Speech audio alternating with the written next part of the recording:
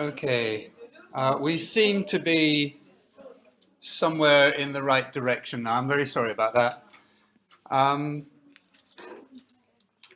all right, I wanted in today's class to emphasize the way that people think about the 19th century, and I've said this before in the class, as if it was the same from the beginning to the end. And this is the biggest possible mistake you can make, because the 19th century is a period of tremendous change. So most of the things that people say about the 19th century actually changed at some stage during the 19th century. Not everything, but a lot of the things that people think about the 19th century are actually wrong when you look at it in detail. So I'll be focusing a little bit on Charles Dickens as well during this presentation, because a lot of the things that I want to show are expressed in his writing. So there'll be a bit about Charles Dickens in here. But the main thing is to get us understanding how things changed very much during the 19th century and how our understanding is imperfect. Start off just by talking about stereotypes in general. We all have stereotypes. We all simplify reality all the time. We need to, we have to. So we all have stereotypes. It's a sort of simplified generalization about something. It's too complicated to keep the detailed picture in our heads all the time, so we make a simplified generalization about things. Very often it's used, when we talk about stereotypes, we use it to talk about generalizations about groups of people, but it could apply to anything. Places on the planet, geographical areas, political ideologies, or almost anything can be stereotyped. Okay, so people could say, oh, you socialists, you're like this, you shakai shugisha, or something. A generalized comment that may not always be true. Or, oh, Britain, it's always raining there. Okay, well, it does rain quite a lot, but it's not always raining. So it's a sort of generalized picture. It's not that stereotypes are always wrong, it's just that we need to know that we are stereotyping when we do it. We need to think carefully about what we're doing here. As I say, we can't avoid stereotyping, we're going to be doing it anyway. But as long as we understand that that's what we're doing and we're careful about it, then we avoid some possible problems.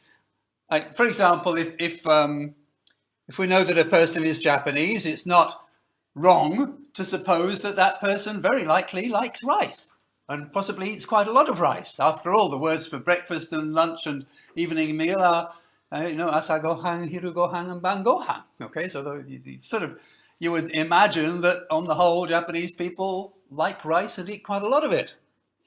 There's nothing wrong with that. It's true. I mean, most Japanese people do like rice, and a lot of them eat it every day. But it would be a mistake to think that because you're Japanese, you must eat rice. Okay, you could push the stereotype too far. It could be useful. For example, if you're booking a hotel for a group of Japanese people, you want to consider the food that they probably eat. So you might want to say, well, even though it's a European hotel, some of these people might want to have rice for breakfast. That wouldn't be wrong, would it? I don't think there'd be anything. It would be a kind of omoyari for those people, consideration, thinking about those people, to think that some of them might want rice for breakfast. But suppose you then said, well, all the other guests in the hotel can have toast and bacon and eggs, but the Japanese all have to have rice. Okay, that would be going too far, wouldn't it? All right, that's when stereotypes become a problem. That's the sort of borderline that I want to try to explain. As long as we understand that it is a stereotype and we don't try to force it all the time, then it's fine, it's natural, it's normal, it's unavoidable to have stereotypes. You can't get away from it. Okay, Japanese rice. I mean, it's got a big connection in a lot of people's minds, okay? British people, what? Gentlemen? Maybe. Some of them. Okay. When the World Cup was happening a few years ago, the newspapers were full of, will the hooligans come? Okay, the wild soccer supporters who cause violence. Well, what do Japanese people think? That they're gentlemen Monday to Friday and on Saturday they become hooligans? Because the football match is on? No, it doesn't make much sense really, does it? Obviously, saying that the British are gentlemen is a stereotype. Some of them are. Some of them certainly are not. So that's the kind of thing that we need to think about when we're looking at large groups of people and societies. And I think, especially when it comes to the Victorian period, we have a lot of wrong ideas about that period that I'm often reading about in students' papers, which is why I want to clear things up a little bit here. Of course, we have stereotypes about the Victorians, and again, they're not all wrong. In the title of today's lecture, I'm talking about the Victorian mindset. That's a stereotype in itself. The Victorians don't all have the same mind. They don't all have the same mindset. They don't all think alike. So that's a stereotype. It's a generalization, but it's necessary. How can we talk about things like this if we don't make some kind of generalization from time to time? Obviously, we need to do that.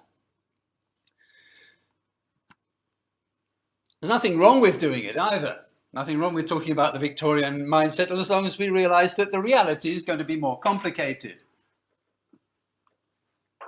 Like any society, there are going to be people who are different. There are going to be majority opinions, minority opinions. There's going to be a variety going on. And I would encourage you to think about this in all your work, looking at American literature and society, British literature and society, and in general, in the way you approach life.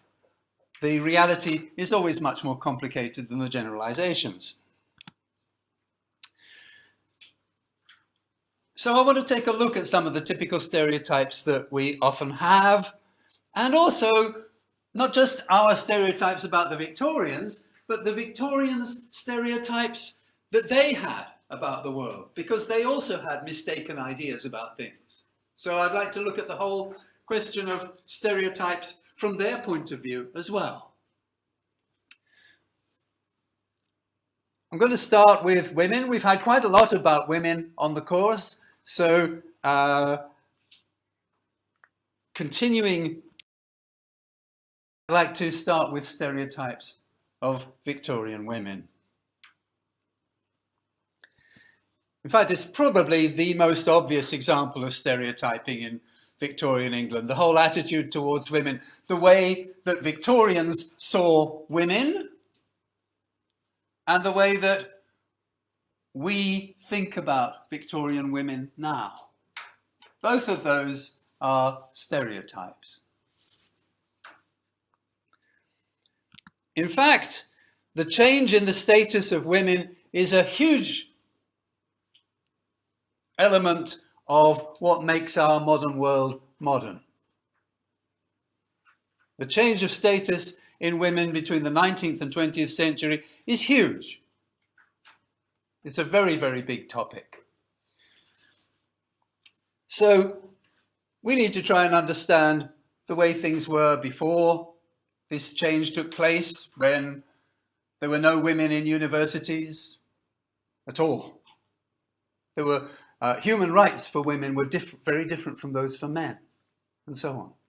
We need to understand those things, but to do it, we need to understand the stereotypes and also the details that tell us that the stereotype is not 100% true.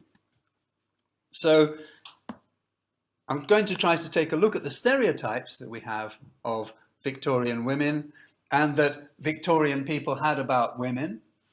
and go beyond the stereotypes a little bit and see what else was going on, what was really happening. Now, if you are at all like me, then, that's me, then quite possibly you have heard people talking about Coventry Patmore's poem, The Angel in the House. And in my case, I've heard people talking about this poem, Angel in the House, enough times to drive me crazy. Don't know what happened to the volume there. It's supposed to make a funny noise. It didn't. I'm going to have to sort the volume out later on because we'll need that. Yes, you'll have heard that talk about the angel in the house. I get it in so many students' papers. Angel in the house, angel in the house, angel in the house. Oh, okay. I want to tear my hair out about this angel in the house. Okay. Again, I'm not saying that there is no such thing. Okay, stereotypes always have, often have a little bit of truth in them, but it is clearly not the whole story. When I get papers saying, in Victorian times, the Victorian woman was the angel in the house, I think, no, that just does not really make sense. Oh, and another thing I'd like to say is, even if it's true, I'm sorry, but that poem is a very bad poem. Okay, it's not actually even a good poem. There's so much wrong with it. And even the people who talk about the angel in the house, most of them have never read the poem. Now, let's just accept that Victorian women were supposed to play an ideal role in the domestic sphere.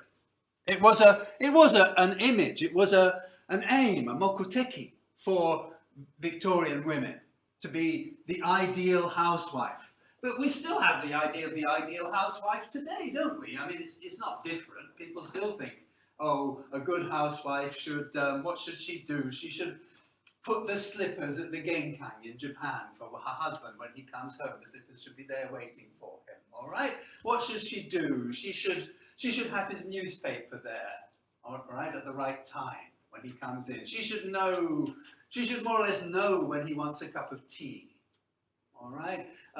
She should know those kinds of things. We still have those stereotypes today. But does it mean that every Japanese woman puts the slippers at the Genkang for her husband? No, of course not. Right? It's an ideal. It's not necessarily the reality. And of course, there are going to be Japanese women today who say, how am I going to leave the slippers in the Genkang for my husband? I'm out working until 7 o'clock. He usually gets home at 6. Okay, so such stereotypes wouldn't work, would they? And it's the same thing. It's the same thing with the angel in the house. It's a stereotype. It's got a bit of truth in it. But if we only think about the stereotype, then it is not helpful. It has a negative effect. It stops us from seeing the reality, the complicated reality of women's lives, people's lives in those days. So, for example, if we look at the reality of Victorian England, in 1851, the population was about 27.5 million people. And, well, how many of those were women? A little bit more than half. Men were more likely to get killed fighting in wars and things like that. And men more often went to live abroad in the British Empire. Women were more likely to stay at home. So the population inside Britain was more than 50% women. But how many of those women do you think were angels in the house? we look a little bit more closely at the census of 1850, they did them every 10 years. The census basically was like a kind of anketo, sort of questionnaire that checks every person in the country as much as possible and tries to find out details about everybody and what kind of job they're doing, what kind of life they're living. One shows us, as I say, it was taken every 10 years. It shows us detailed information about the population, the jobs that people were doing, things like that. So I want to take a look at that census now.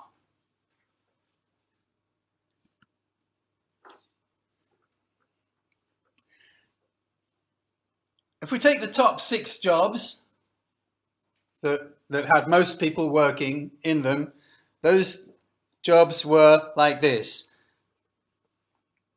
Wait a minute now, what have we got? Here's the total number of people working and then dividing it into men and women. If we look at agriculture, Nogyo, you've got 1.8 million people nearly, and yes, a lot of them were, most of them were men, but there were still over 200,000 women working in the fields.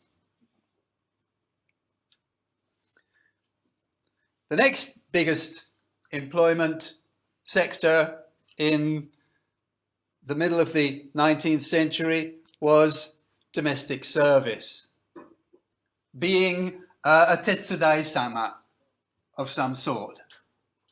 Now, that seems very unusual in modern Japan because most people don't have home servants, domestic servants, nor do they in Britain today.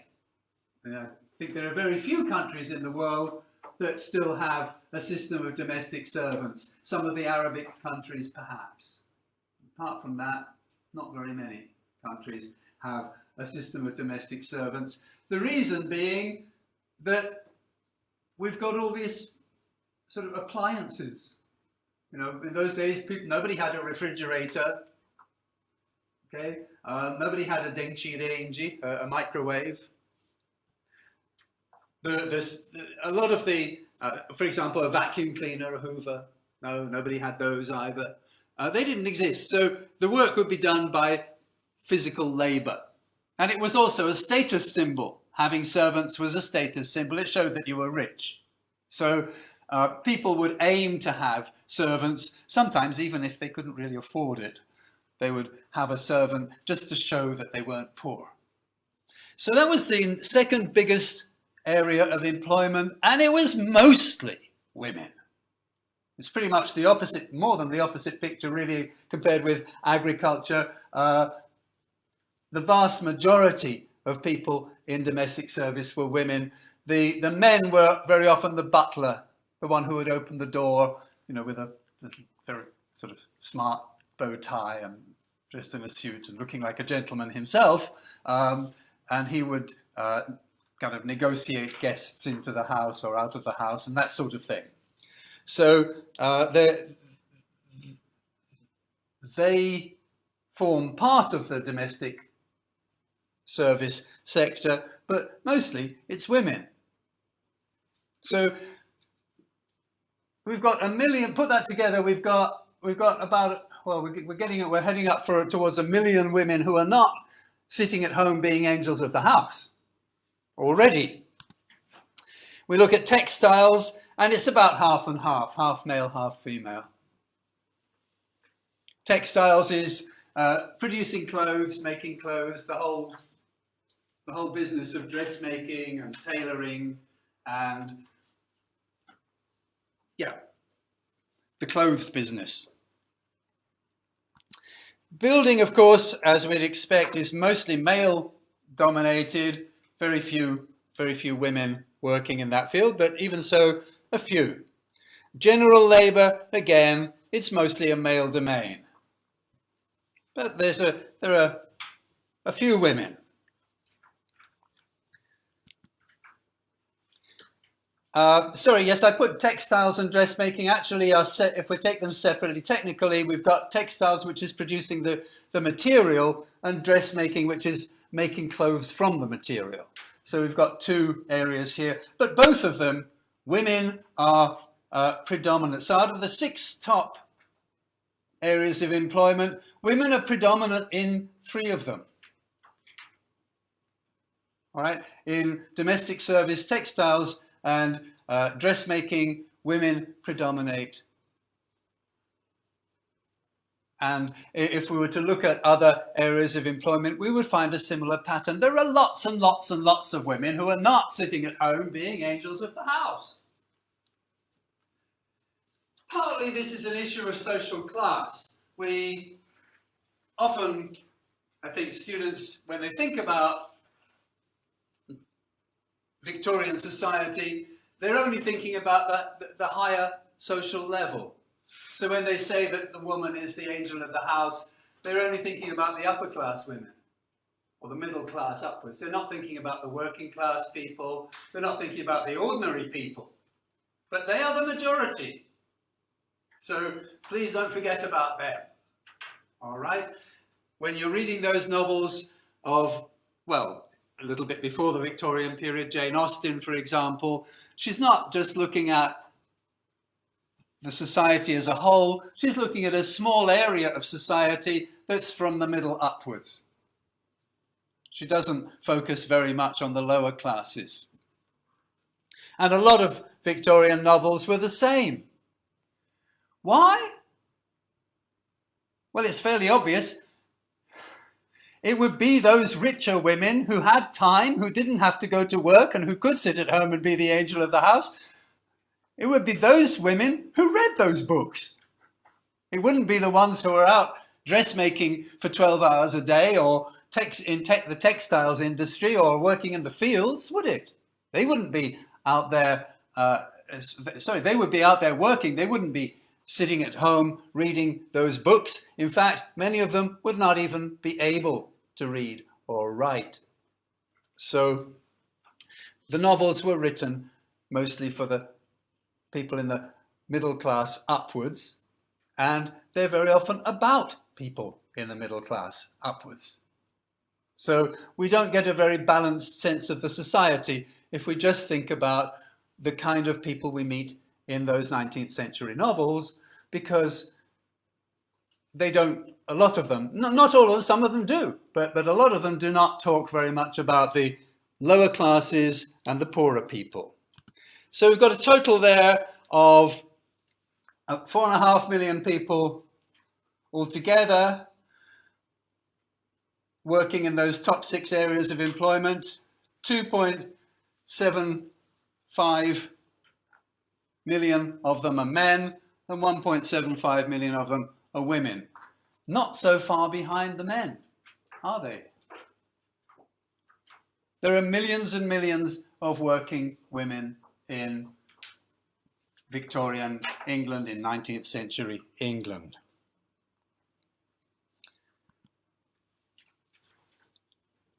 There were even female coal miners in some towns, only 3,000 of them.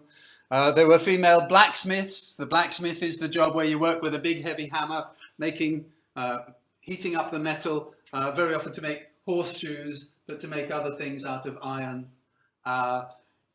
Usually we think of a blacksmith, we think of a big strong man, but there were actually several hundred women who were doing that job. Not very many out of the total, but still they were there. So not everybody conforms to the stereotype. There were millions of Victorian women who weren't angels of the house. They were out working, very often in harsh conditions, and almost always for lower wages. Women were paid less for doing the same job because they were women. And according to that 1851 census, I'm focusing on the 1851 census because it's the middle of the century, but at that time 3 million women were working. out of 6 million women, adult women in England. Half of them were working. And out of those 3 million who were working, about 65% were also married. 2 out of 3 working women were married. So they were not just working in the daytime, they would come home in the evening, they would have to cook food for their children and prepare, keep the house clean and so on. These working women would not be the women who had in families that had servants.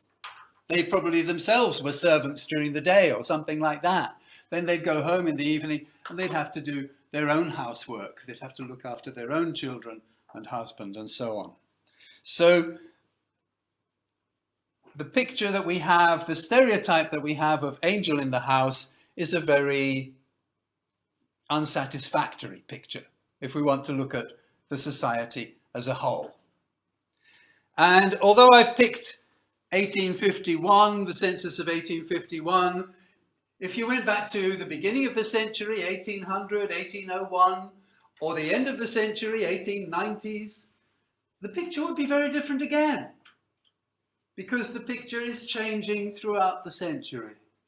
And it's important to understand that each different part of the 19th century has different conditions, a different kind of joshiki. House. Prostitution was very prevalent, very widespread in Victorian society. One publication of 1859 estimates that just in London there are about 55,000 prostitutes out of a population of 2.2 million. That's 55,000 prostitutes out of 2.2 million, which means there are 55 prostitutes. Let's just make it 50 prostitutes for every 2,000 people. That's 5 prostitutes for every 200 people. That's 1 prostitute for every 40 people. It's a pretty large number of prostitutes, isn't it? Just in London. And, okay, 1 prostitute for every 40 people.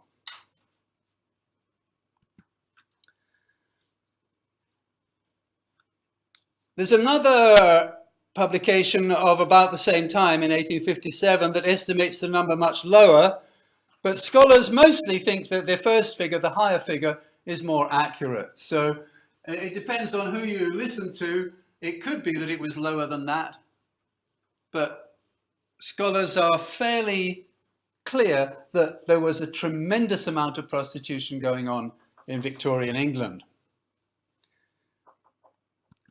And there was another estimate from that time, the Society for the Suppression of Vice, and they figured it was even higher than 55,000 prostitutes in London. They figured there were about 80,000 prostitutes in London. That's another Victorian estimate from that time.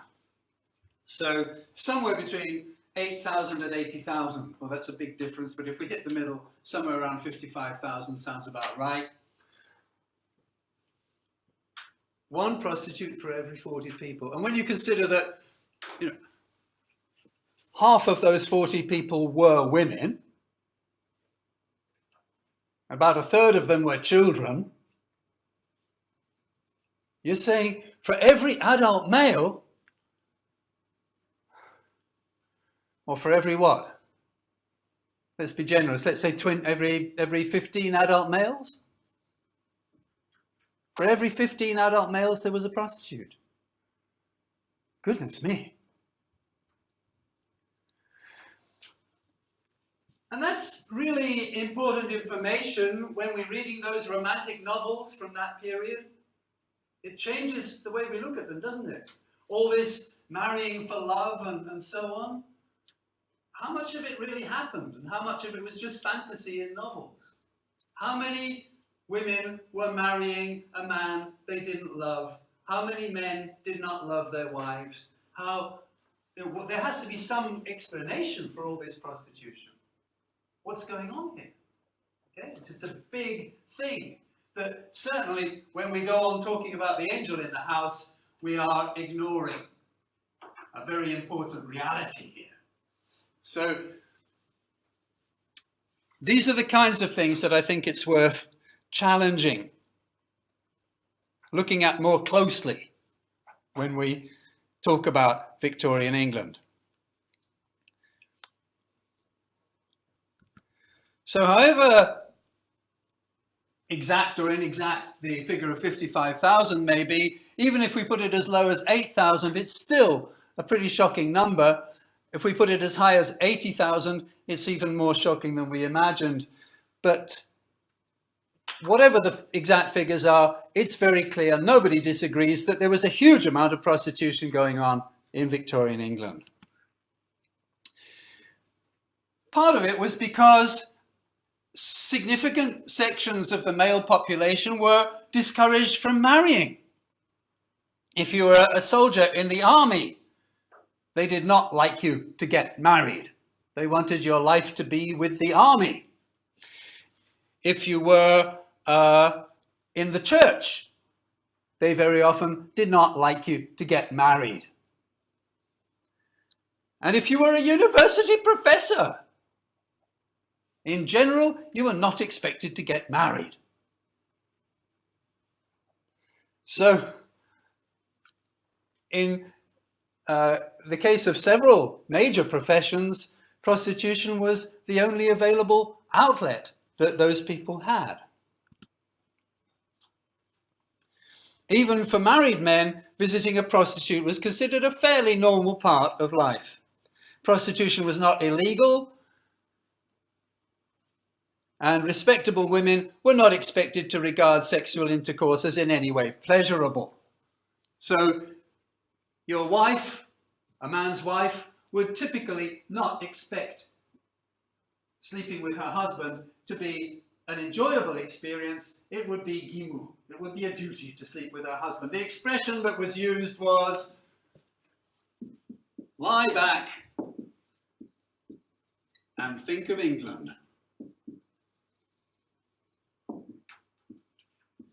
That's what sex was for many Victorian wives. Not a pleasure, not something to enjoy, a duty that you do for your country, to bring children into the world. So that's how they thought about it. That's how it very often really actually was, I think, for a lot of Victorian women. Which again challenges the impression that we get from all those novels, where people are very often marrying for love. Just didn't seem to happen all that often in reality.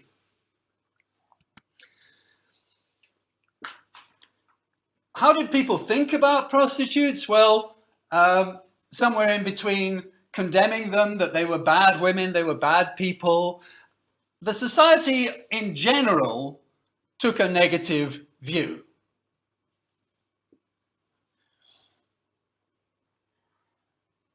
The other way of looking at them was to feel sorry for them, basically. In Charles Dickens's novels, they often come to a bad end, like Nancy in Oliver Twist, who is murdered. And in Dickens's novels, very often people get what Dickens feels they deserve. So if prostitutes meet a bad end, it's because he thinks that's what they deserve, in one sense. But at the same time, he does show prostitutes who reform, prostitutes who go and live a normal life, or who change their way. And he, in his actual life, founded a shelter for prostitutes to teach them basic reading and writing, to teach them some basic skills so they could earn their living in a different way other than selling their sex on the streets. So he took a personal interest in reforming prostitutes. Whether he had any other interest in them, whether he visited prostitutes, that's something that is debated. Some scholars say yes, he probably did. There are hints in his writing that probably, in his letters and things, that probably he did visit prostitutes himself, but I won't go into that one. It's open to debate. Okay. Now, I'd like to bring up the idea of surplus women. Really, I should put that word surplus in quotation marks, because nobody is surplus. But that's how they were seen, that's how they were thought about. There were about 4% more women than men, according to the 1851 census. So that meant there were hundreds of thousands of surplus women, in the sense that there weren't enough men for them to marry. Even if they wanted to, they were going to be women who would not be able to find a husband because there just weren't enough men around. So it's an open field for men. Men have more chances to find a wife. Women have fewer chances to find a husband. 30% of women over 20 were unmarried. And if they were married, of course, they were legally subordinate to their husbands. That would be basically true in 1851, with some changes in the second half of the century. If you didn't have a husband, well, that would be a miserable humiliation. You looked down on because you weren't married. But as we see in certain novels, having a husband could sometimes be even worse.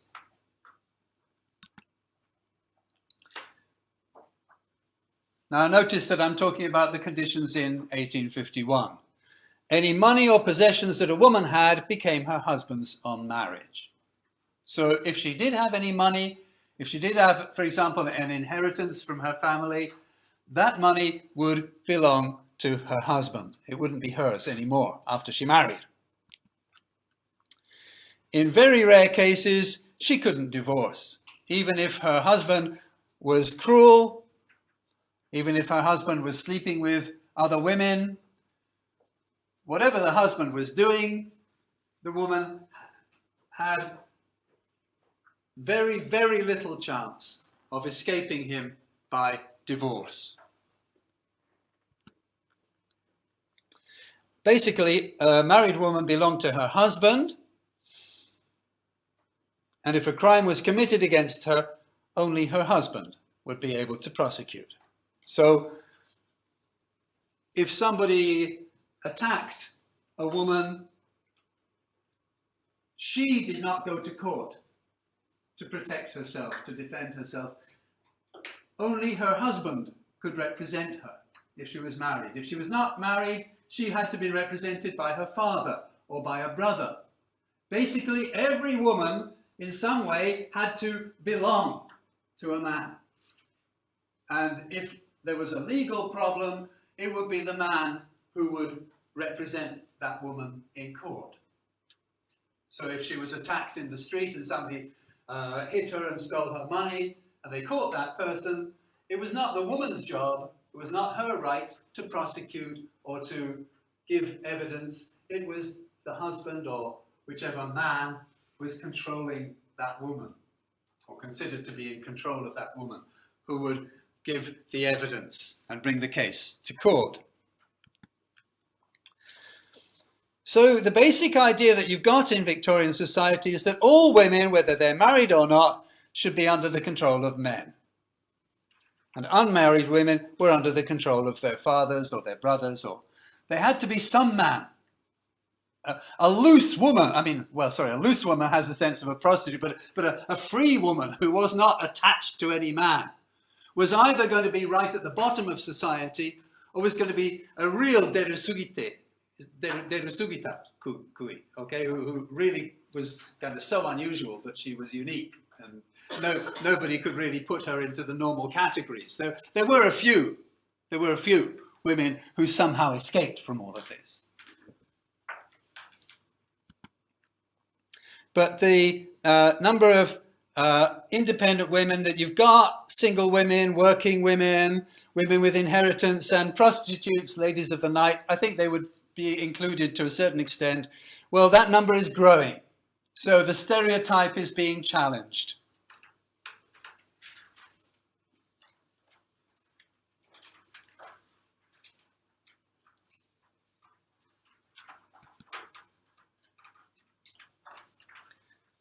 Now, I think I mentioned before, did I, Malthus and his theories about population growth? This idea of surplus women or surplus human beings in general. It needs to be seen in the context of Malthus's essay on the principle of population, which was written at the very end of the 18th century. And basically, he's saying that you have an exponential growth in population. So a population grows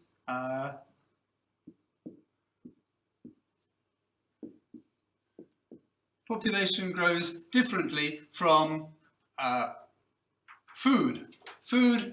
The production of food grows mathematical progression. Okay,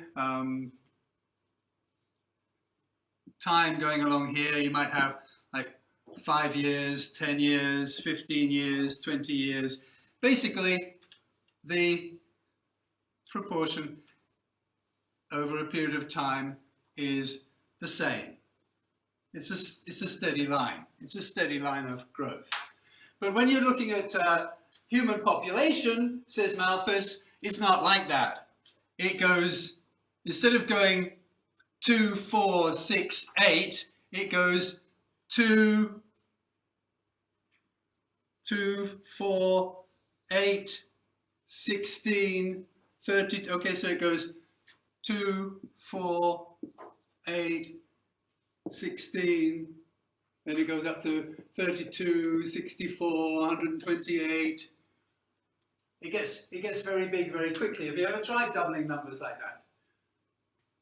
1, 2, 4, 8, 16, 32, 64, 128, 256, 512, 1024, 2048. You're doubling thousands now each time. 4,000, 8,000, 16.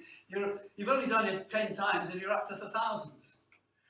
The man who invented the game of chess, you know, the chessboard has 64 black and white squares on it, was asked by the King of India, what do you want as a reward for inventing such a wonderful game?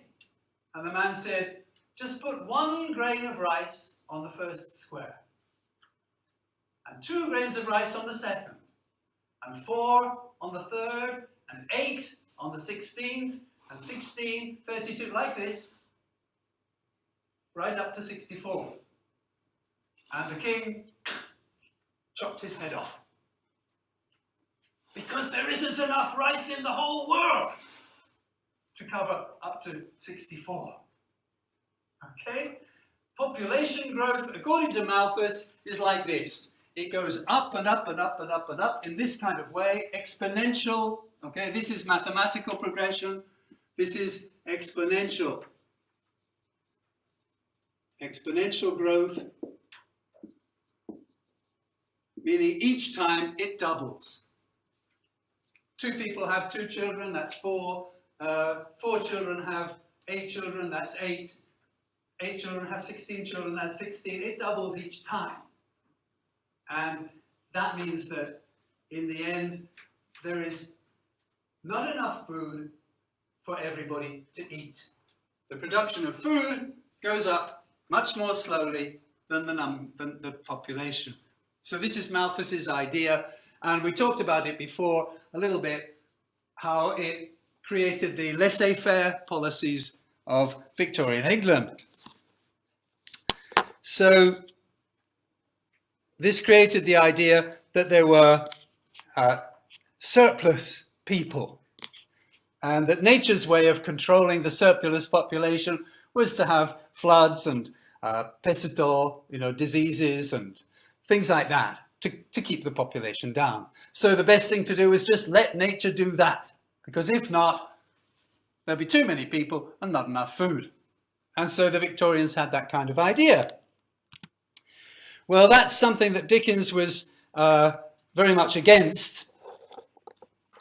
And of course, it was part of the reason why the potato famine in Ireland was such a disaster, because the British government didn't do much to help.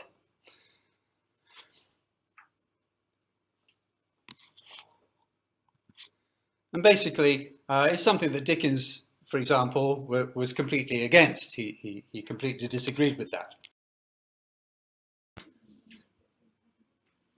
So let's look at the way that things were changing over the course of the 19th century, so that we're not just talking about one single situation. And we need to think about how it develops over the years.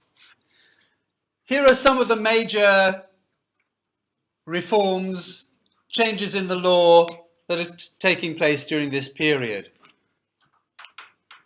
In 1848, you get the first college for women that gives women a level of education that is more or less the same as a man could expect to get. Before that, pretty much every school was just training girls to be good wives. It didn't teach them sciences or technical things, just taught them polite manners, etiquette, how to play the piano and be elegant. So this is the first real prestige school for women, Queen's College in 1848. Nursing is one of the areas in which women show that they can make a significant contribution. Florence Nightingale developed hospitals and nursing facilities during the middle years of the 19th century, in the 1850s. She's, of course, very famous for her hospitals and treatment of wounded soldiers during the Crimean War at that time. And the Nightingale School of Nursing is founded in 1860. Nursing, even today, continues to be something largely in the woman's sphere. Most nurses are women. Then we get Cambridge local examinations in 1865. For the first time, says girls can take the exams. Not at university level, just at school level. We get the first woman doctor in 1865, but frankly, it's a mistake.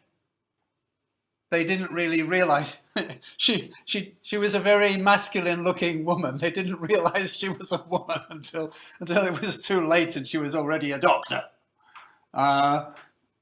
The next woman doctor doesn't come for another 10 or 15 years. I can't remember exactly, but it takes a number of years before they actually say, okay, yes, you can have women doctors. But they gave the degree to her more or less by mistake, without realizing that she was a woman. And then women's suffrage in 1865. Suffrage just means the right to vote. Men were being given more and more the right to vote during the 19th century. By the end of the 19th century, more or less all men had the right to vote. Women did not get the right to vote until the 1920s, in the 20th century.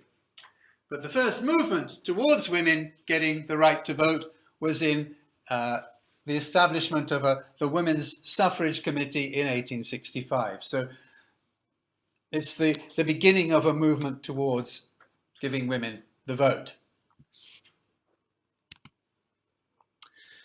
And in 1867, 2 years later, a bill is presented to Parliament asking, can we change the law? Can we give women the right to vote?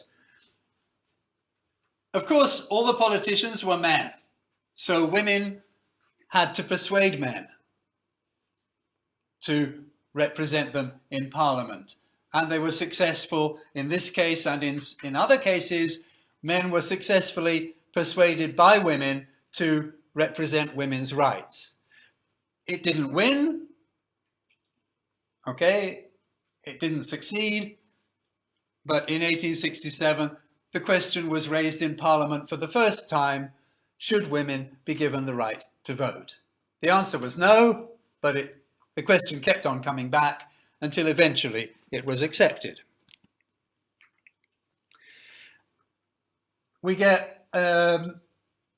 talked about Urania House that was set up by Charles Dickens.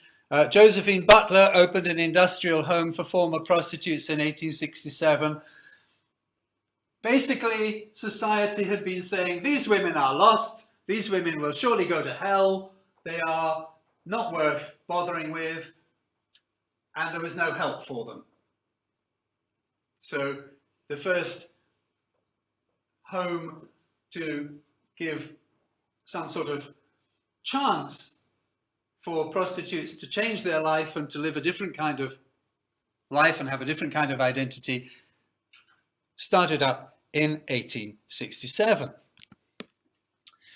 Then you get the first Married Women's Property Act in 1870. I said that when a woman got married, all her property would belong to her husband, and that was certainly true when the 1851 census was, when that data was published. But by 1870, ideas were beginning to change. There were several women's property acts during the course of the 19th century. By the end of the 19th century, a woman's economic identity was separate from her husband's.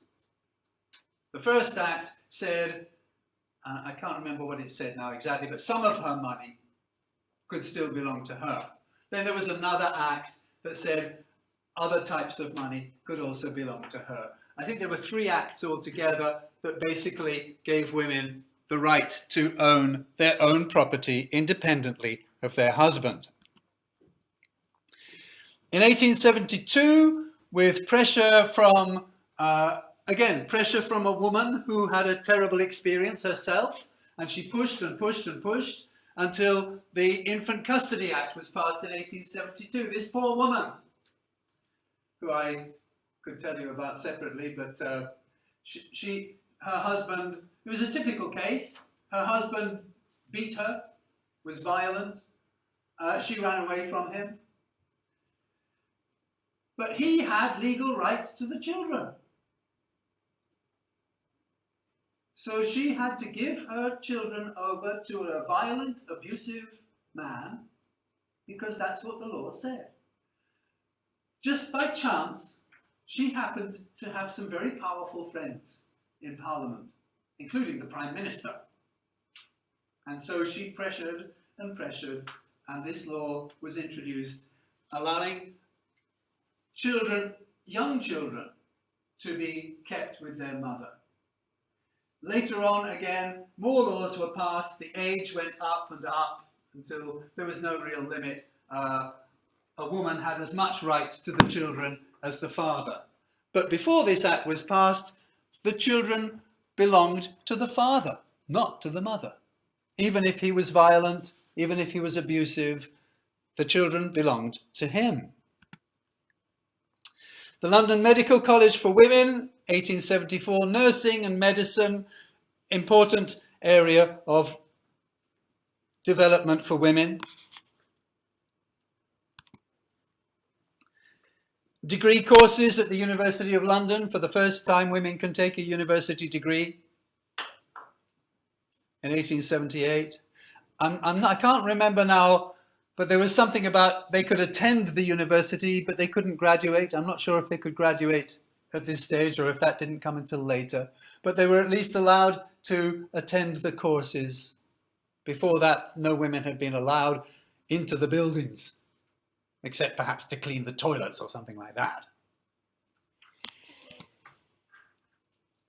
Abused women were allowed to separate from their husband in 1878. Before that, again, if you were abused by your husband, you had no legal right to escape from him. You belonged to him. He could do more or less anything to you. If he killed you, he'd be in trouble. But apart from that, he could do more or less anything. And then the Second Married Women's Property Act, which gave more rights to, I think basically the first Women's Property Act said that money she earned after she married would belong to her. And then the second one said even the money she had before she married should also still belong to her. It's something like that. I'm not exactly sure, but something of that kind. So it's not just being aware of Victorian stereotypes about women, but our own stereotypes about women in Victorian times, and our understanding that it changed so much. It was in many ways a century of reform for women, for children. Remember, children were being sent to factories at the beginning of this century. By the end of this century, they were being given gimukyoiku, compulsory education. Things were changing in all sorts of ways through this 19th century. So, okay, we've talked a lot about women's stereotypes, and I'm going to finish off with racial. In 1859, Charles Darwin published his Origin of Species, saying that, human beings evolved from animals, and that life on this planet all evolved from very simple organic matter. But even before that, there'd been plenty of ideas and theories about different human types. And some of it was not what we would call science today. There was a pseudoscience called phrenology that said that the different shapes of the human skull showed different levels of intelligence and different types of temperament. You could see how intelligent a person was from the shape of their head. So Africans and Irish typically were considered to have a primitive type of skull, a primitive head. And Malthus, of course, put forward this idea of the surplus population. And so, because of that theory, as I actually just said, I should perhaps have edited this part a little bit better, but a lot of people died during the potato famine because of Malthus's ideas, but also because of a sort of idea that, they're not really like us. This is Britannia, symbol of Britain. This is an Irishman. He's made to look animal, subhuman. And the main part of that is the shape of the skull.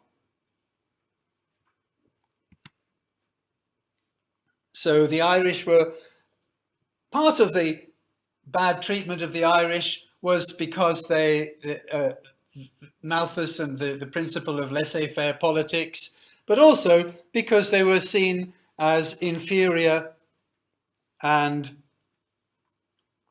you've got this wild Irishman throwing rocks at Britannia. You've got the Irish Frankenstein here. Again, look at the shape of the skull. It's almost like a chimpanzee or some kind of ape or a monkey, rather than a human. Now here, actually, it's going to take you one step further. The Irishman is actually a pig.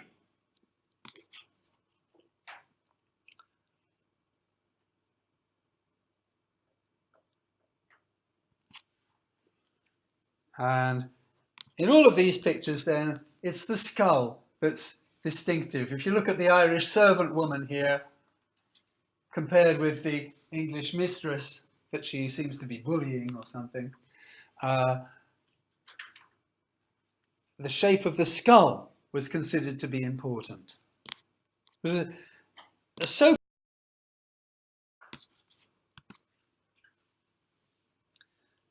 a pseudoscience, I would call it.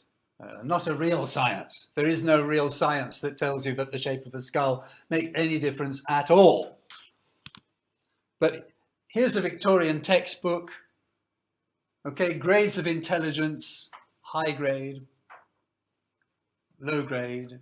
Okay, the Irish, the African skull was seen as this type of skull. The English civilized person's skull was seen like this. And this was supposed to correspond to some idea of intelligence. So the Victorians had their own stereotypes, very, very strong racial stereotypes. Jinshu Sabetsu was very strong in Victorian England. So not only did they believe that it was connected with intelligence, but they believed it was connected with hangzai. Criminal types had a particular shape of skull, which is a pretty horrible idea, really, because it means that people don't choose to be criminals. It's their ide, it's their DNA. They're born like that. They're born criminals. And it's something that was believed in Victorian England. In Oliver Twist, for example, it said, that boy is born to hang. Okay? Umarete kara, he's going to be a criminal. Mou kimeteru. So this sort of belief that people were born with a certain physical appearance is found in Dickens's novels as suggesting that they are going to meet a certain fate. In Great Expectations, the lawyer Jagger keeps death marks of hanged criminals, and his colleague Wemmick sees the genuine look of criminals. That criminals really do have different shaped skulls from ordinary people. And this was supposed to be a science. Of course, nobody believes it now, which is kind of interesting because for them it was science. Maybe some of our science in 100 years' time, people will say, well, that was wrong too. Probably they will. And then in the same novel, Great Expectations, Magwitch has his head measured as if that would reveal the secret of his criminal behavior. So connecting the shape of the skull with the criminal identity. In fact, Dickens seems to be challenging the stereotype because Magwitch may have I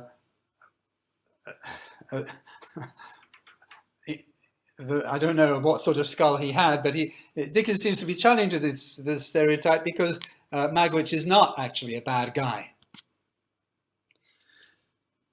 And even in Conan Doyle, right at the end of the 19th century, beginning of the 20th century, Conan Doyle is doing the same sort of thing. Sherlock Holmes is using ideas of phrenology to study the shape of the head, the skull, and to say that this person must be a criminal. This whole thing about stereotypes, we find a lot of it going on in Dickens, as in other writers.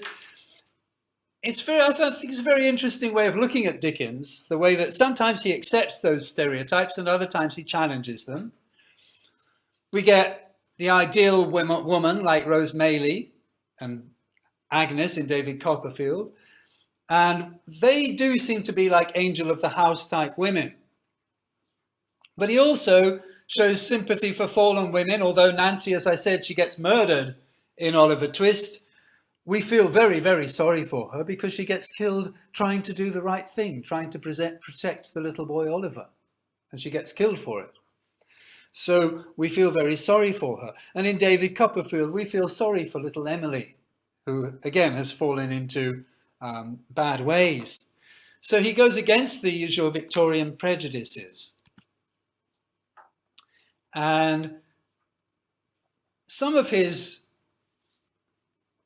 characters were criticized at the time. Fagin, Oliver Twist, has a Jewish villain. He's a Hanzaisha, a criminal. Fagin, he has a very big nose. He's typically Jewish, according to the stereotypes. And a reader who very much admired Charles Dickens and loved his books, but she was Jewish herself. And she said, why do you make Fagin such a horrible person and make him Jewish? It's sabetsu. And he was very shocked. Kangaeta koto nai. And I think this is true of a lot of this kind of sabetsu. People don't really think about it. Kangaetara, so desu ne. Okay, they realize, that that's, not a good thing. But when he wrote the story, he was just thinking, in the newspapers, I read about Jewish gang leaders like this, so I just did the same thing. I didn't think that it was sabetsu. Okay? But later on, in later editions of the book, he changed Fagin. He changed the way that Fagin was presented to the reader. Okay, so he thought about it. And we get the same sort of thing going on with Miss Moucher in David Copperfield. She is Kobito. And when we first see her in the novel, she is really tsumaranai. We don't like her. She's very irritating. She's quite an unpleasant person. But by the end of the novel, we love Miss Moucher. Again, I get the feeling that Dickens he starts off following the stereotype, and then let's make her a good person. And he changes her character halfway through. And she comes out as a very, very different kind of person. She says, no, I hide my real identity because I'm very small. And if I don't become irritating, people don't even notice me. So I pretend, but I'm not really like that. So she changes halfway through the novel. And it looks as if Dickens, he's beginning to think about these stereotypes. And he tries to change them later on in his writing.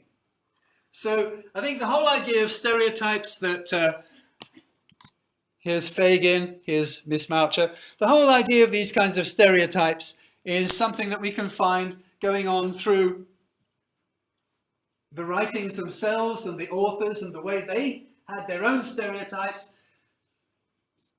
Bronte's stereotypes in Jane Eyre, the way she stereotypes the Creole woman, the way she stereotypes foreigners generally all through that novel.